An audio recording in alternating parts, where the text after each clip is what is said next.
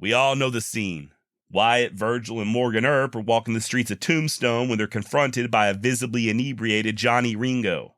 He informs the trio that he wants their blood and their souls, and he wants them now. Wyatt refuses to fight, says there ain't no money in it, and he tells Ringo to go sober up, as he and his brothers turn and walk away.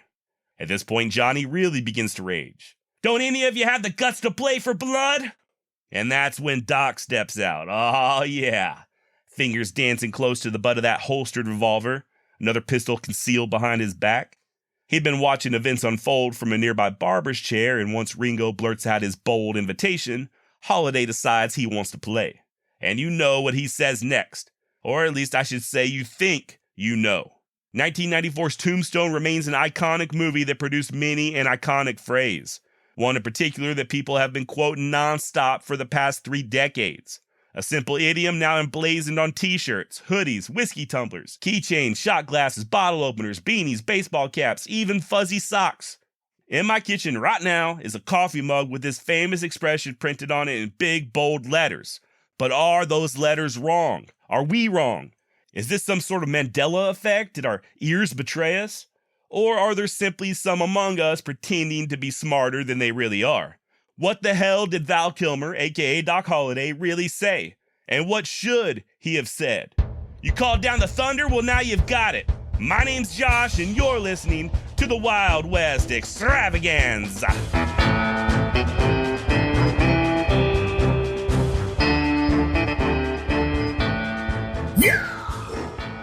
I toyed around with how to start this episode, but I think we can dispense with the long preamble. This myth, in my opinion, has gone on long enough, so I think it's time to put this one to rest. The phrase is Huckleberry, or to be precise, I'm your Huckleberry. It's always been Huckleberry, and it'll always be Huckleberry. The scene I previously highlighted has Doc stepping out and telling Ringo, I'm your Huckleberry, that's just my game. Meaning you want to play for blood, I'm your man, that's just the type of contest I enjoy participating in. That's what I and millions of others have intuitively gotten out of that scene over the years, and we all heard Doc say Huckleberry. But somewhere along the line, word began spreading that what Holliday really said in the movie was I'm your Hucklebearer. Huckle being another name for the handles of a casket, and in some areas a Hucklebearer was just another way of saying pallbearer. In other words, given the deadly context of the confrontation there on the streets of Tombstone, Doc was telling Ringo that he was about to send him to his grave. Now, I don't know where this theory originated, but it is unquestionably, irrefutably, incontrovertibly, and without a doubt incorrect. And what's more, I can 100% prove that it's incorrect. From this day hence, no longer will we second-guess ourselves, no matter what some rando on the internet has to say. First off, we can go straight to the horse's mouth, so to speak. Val Kilmer is the actor who portrayed Doc Holliday in Tombstone, and he has spoken out about the controversy. Hell, he even wrote a book titled I'm Your Huckleberry, a memoir. And within its pages, Kilmer writes, quote, by the way, despite some fans' contention that in the 1800s the handles of caskets were called huckles, and thus the word Hucklebearer was a term for pallbearer, I do not say I'm your Hucklebearer. I say I'm your Huckleberry, connotating I'm your man, you've met your match. End quote.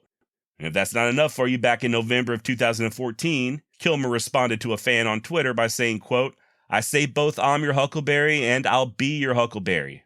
I say it twice in the film. End quote. But Josh, maybe he read the script wrong. I knew you were going to say that. Good thing we still have the script. You can find it online if you'd like to double check for yourself, but I'll do you one better. Thanks to my new best friend David Lambert, I have seen the original script, written by the late great Kevin Jarre, same guy who wrote the screenplay for Glory. And sure enough, it says Huckleberry plain as day.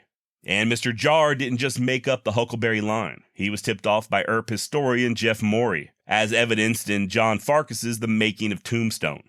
In the book, Jeff describes telling Kevin Jarre, quote, I don't know if you're going to cover the confrontation between Doc Holliday and Johnny Ringo, but if you do, be sure to use the line from Walter Noble Burns' book Tombstone. I'm your Huckleberry, that's just my game. End quote. Okay, now we're getting somewhere. The very interesting Walter Noble Burns wrote Tombstone, an Iliad of the Southwest, in 1927, just a couple years after finishing his famous biography on Billy the Kid. And sure enough, in the book Tombstone, Burns describes the standoff between Ringo and Doc. Once again, hat tip to David Lambert for sending me a screenshot of the exact page.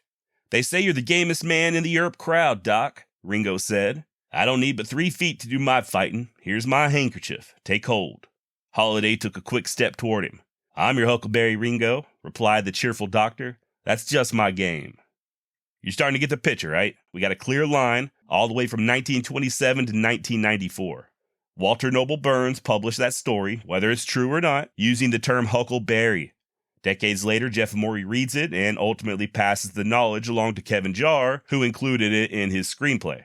The script ended up in the hands of Val Kilmer, and 3, 2, 1, action! Here we are today, the phrase Huckleberry forever immortalized. End of discussion. The only argument now remaining is whether or not it should have been Huckleberry. And this is where things really get interesting. I was actually surprised by what I found. First of all, let me just clarify. There's no way to prove that the real Doc Holliday ever said either Huckleberry or Hucklebearer, or anything of the sort. However, Walter Noble Burns and Wyatt Earp did know each other. The author visited Wyatt's home in Los Angeles in 1926, and the former lawman would ultimately end up sharing some information, including an 11-page letter that recently sold at auction for $16,000. I have not read the letter, nor do I pretend to know the specifics as to what was discussed between the two men. It's possible that Wyatt Earp himself shared the story about Doc and Ringo, and that Walter Noble Burns wrote it down verbatim. It's also possible that somebody else who was an eyewitness shared the tale with Burns. And yeah, it's even possible that the author completely fabricated the entire ordeal. Wherever the truth lies, one could envision a scenario where, just for argument's sake, Wyatt Earp described the near fight between Doc and Ringo, and he used the phrase Hucklebearer. Burns could have misheard and erroneously jotted down Huckleberry, and here we are today. That could have happened. Likewise, if Burns invented the story. Perhaps at various times during his life, he had heard people with thick southern accents use the phrase Hucklebearer. And when it came time to write down that particular expression in his book, he wrote it down wrong as Huckleberry. This is possible. And as such, there could be a case to be made that Val Kilmer, aka Doc Holliday, should have said Hucklebearer. That had he done so, it would have made more sense and would have been more historically accurate. However, for this to be true, we would need some sort of evidence that Hucklebearer was ever actually used by anyone. Some sort of historical precedent or context. Maybe if we could find the phrase in old newspaper articles, books, poems, stuff like that. Hell, maybe even a dictionary. I think that would go a long way. If Hucklebearer was as common an expression as certain people claim, then surely there'd be something we could point to, right? And therein lies the problem. As far as I can tell, and please do email me with any corrections, josh@wildwestextra.com, but as far as I can tell, there is no proof that the term Hucklebearer was ever a thing. I can find absolutely zero evidence that it was a phrase prior to the movie Tombstone and this rumor being circulated. The popular off-sided theory is that Huckles were another name for coffin handles, right? But where does this information come from? What's the source on this? You ever try Googling it? Ever try to find a definition? Because I sure as hell can't find anything even hinting as such. Merriam-Webster, whoever she is, lists a huckle as being a hip or a haunch. Likewise with Collins English Dictionary and Dictionary.com. I found 0 listings in Encyclopedia Britannica for huckle, and on Wikipedia it just points to surnames.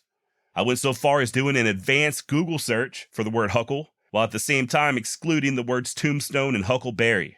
And my only results were the definitions I just relayed, haunch or hip, a bunch of people with the last name Huckle, and some cartoon on YouTube called Hooray for Huckle. FYI, the only reason I excluded those terms, Tombstone and Huckleberry, is because if you do just a regular Google search for Huckle, every single thing you find is going to be in reference to the movie Tombstone and the Huckleberry-Hucklebearer debate. Everything. And not a single article, social media post, or discussion ever points to an original source. The only listing I could find online pertaining to a huckle in regard to caskets that had nothing to do with the movie Tombstone comes from a funeral parlor website that describes a casket huckle as, quote, a type of fastener used to secure the lid of a casket, end quote. So even with this, we don't even have the whole handle thing. I really thought this was going to be some sort of a gray zone. Like I'd probably find a ton of info showing that, okay, a hucklebearer was indeed a common southern phrase used to describe pallbearers, and ultimately it'd just be a matter of interpretation. Like, what do you think Val Kilmer was trying to say, and what phrase do you think better fits the context? But no, I'm not exaggerating here.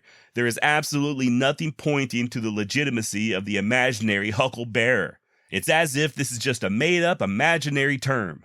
Once again, if I'm missing something, please chime in here and let me know, because I'm starting to think that a significant amount of people are just flat out talking out of their asses. And whereas there's no historical context to Hucklebearer, the same cannot be said about the expression Huckleberry.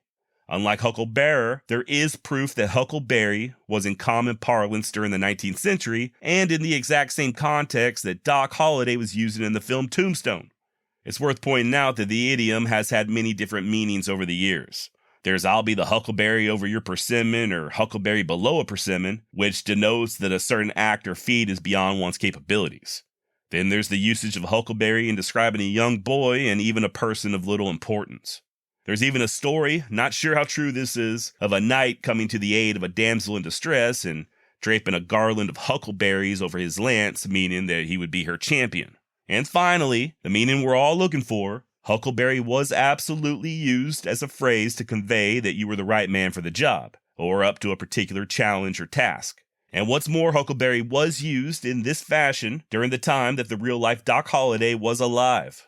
There's an excellent article on oldwest.org, link in the show notes, written by a D.T. Christensen that lays out some great examples of the phrase being used in such a fashion. Christensen writes in part, quote, "In 1877, a Missouri newspaper printed the poem Sweetheart of the Period, which included the lines, 'I whispered bending down my head, your lips are like a cherry.' She took my meaning, laughed, and said, 'Well, I'm your Huckleberry.'" In July of 1881, the Nebraska Herald ran a story about one dude offering another dude a bet based on which mule would be faster in some sort of extraordinarily boring-sounding mule race. And the latter dude took him up on it, saying, "Well, Mr. Mink, I'm your Huckleberry."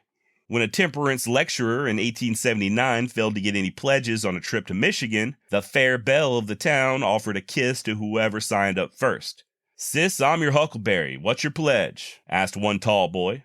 The rest was history, and the pledges flowed like the alcohol they would no longer be drinking. Good times were likely not had by anyone. Finally, an 1873 purveyor of flour and cornmeal in Nebraska ended their newspaper ad with, "If you want #1 choice family groceries that will please everybody, we are your Huckleberry." End quote. And there you have it. 1873, 1877, 1879, and 1881. From Michigan to Nebraska to Missouri, a phrase so well known that it was even used in advertisements. Not only is it likely that both Doc Holliday and Johnny Ringo would have been familiar with this phrase, but it's damn near certain. Unlike the expression Hucklebearer, which at this point seems to be a completely made-up internet rumor. When we as human beings learn something new, an interesting little factoid, we like to share it. It's only natural, and we all do it. God knows I've shared some whoppers in my day.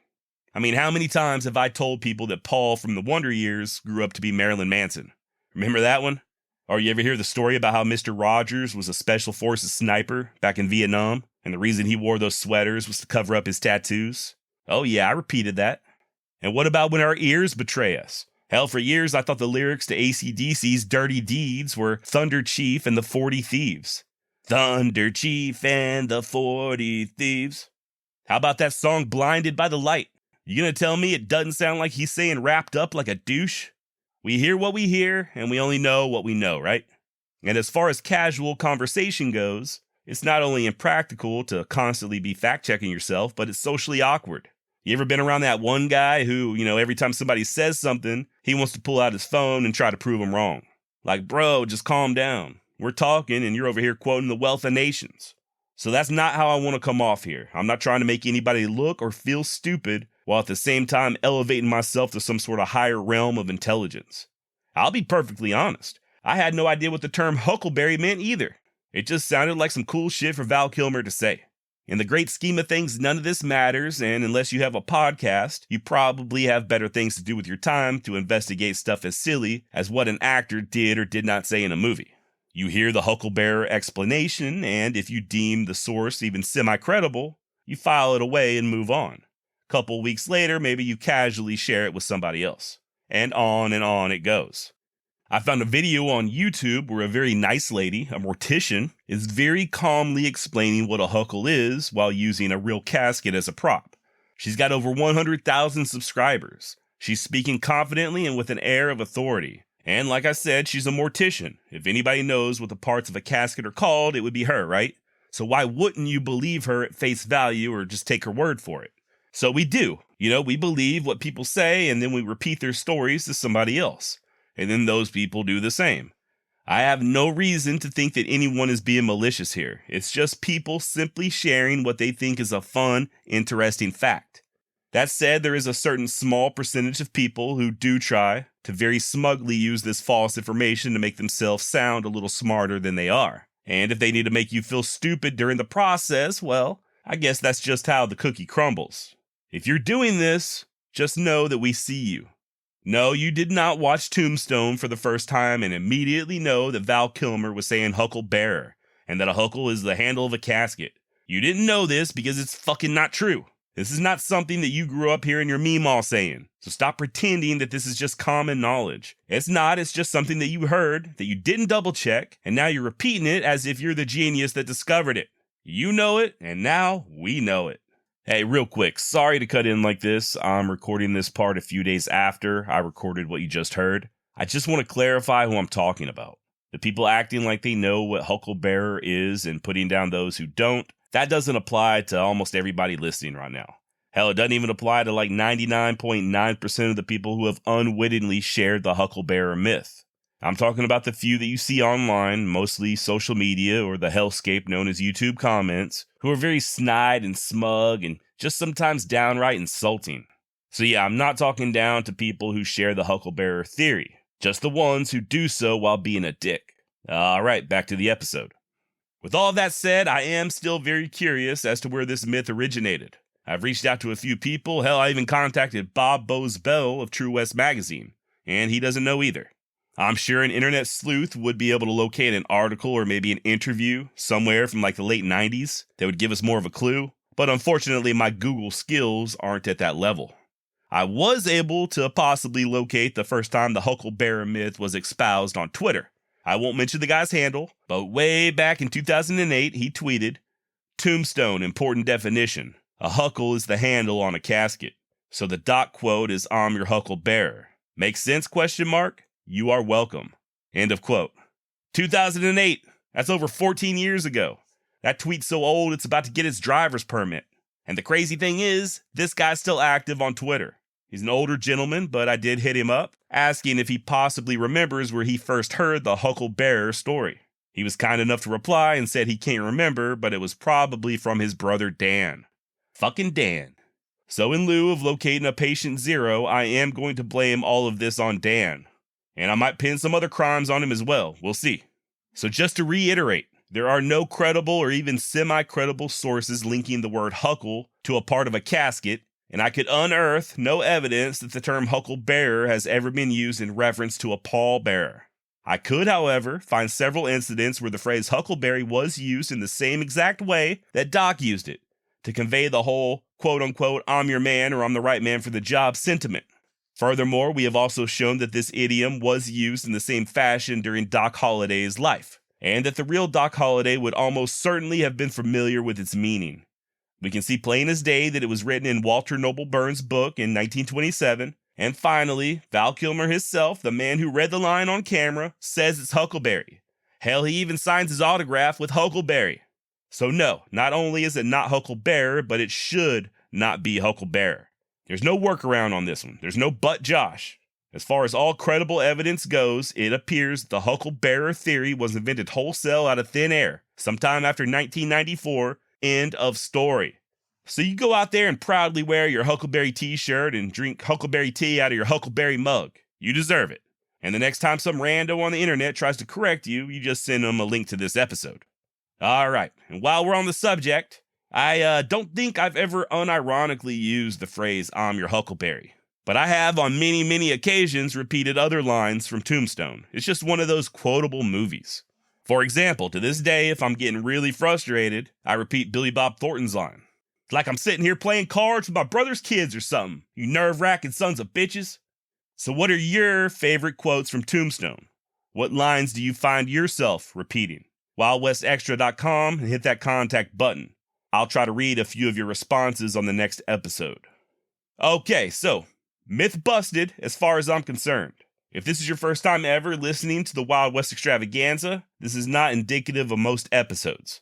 Normally, we devote an entire show or series to one real-life individual or event from the Old West and do sort of a deep dive.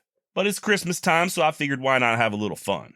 If you're interested in more true tales from the Wild and Woolly West, head on over to WildWestExtra.com or follow the Wild West Extravaganza wherever you listen at podcasts. Also, if you were just here for the Huckleberry discourse, feel free to check out, as the rest of this episode will have nothing to do with that. This is where I toot my own horn for a few minutes and express my eternal gratitude to all of you regulars who not only keep me motivated, but have helped me get the podcast to where it is now. In the year 2021, the Wild West Extravaganza received a total of 150,442 downloads. However, in just the past 11 months, I was able to double that number. From January 1st to the end of November, we have received 328,572 downloads, bringing the all-time download number to over 500,000. And it's all because of you. Now, these are what the industry calls IAB downloads, and they only count via streaming or podcast apps or sites.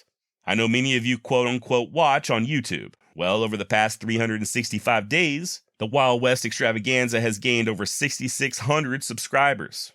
That means my subscriber count has almost doubled from this time last year.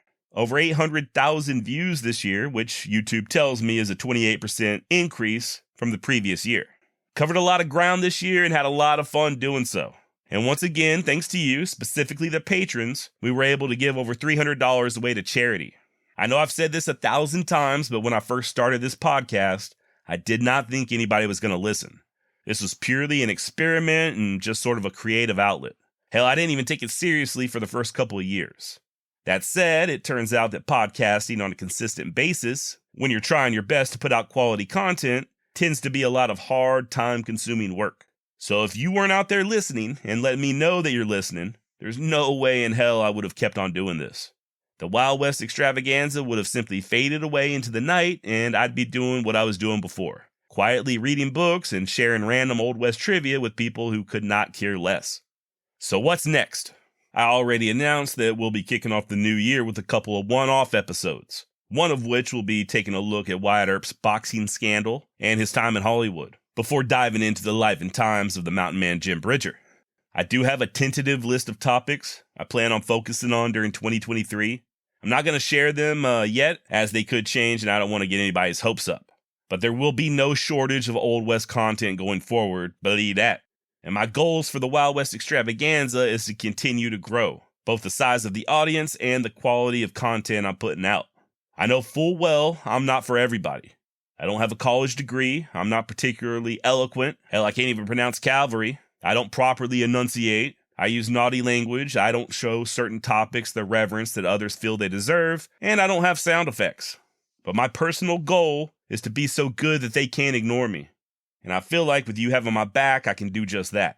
Now, am I daydreaming just a little bit over here? Absolutely. It is next to impossible to quote-unquote make it as a podcaster. Couple that with a serious case of imposter syndrome, and it's quite the task. Will this podcast be my ticket off the forklift or open up opportunities for me to pursue my dreams? Maybe, maybe not. I don't know. I do know that when I take a step back and I look at the growth that we had over this past year, I can't help but to get excited. And I am fully aware that that growth, in large part, comes from you, suggesting the podcast to other people, sharing it, spreading the word. So truly, genuinely, from the bottom of my heart, thank you. Thank you for listening, for downloading, for streaming, for spreading the word. Thank you for your comments and emails, the support. It absolutely keeps me going forward. And with that, I hope you and your families have a very Merry Christmas and a Happy New Year. Happy Hanukkah, Happy Kwanzaa, happy whatever you feel like celebrating. Looks like it's going to be a frozen holiday for many of us here in the States, so please stay safe, stay warm, and I will see you next year. Adios.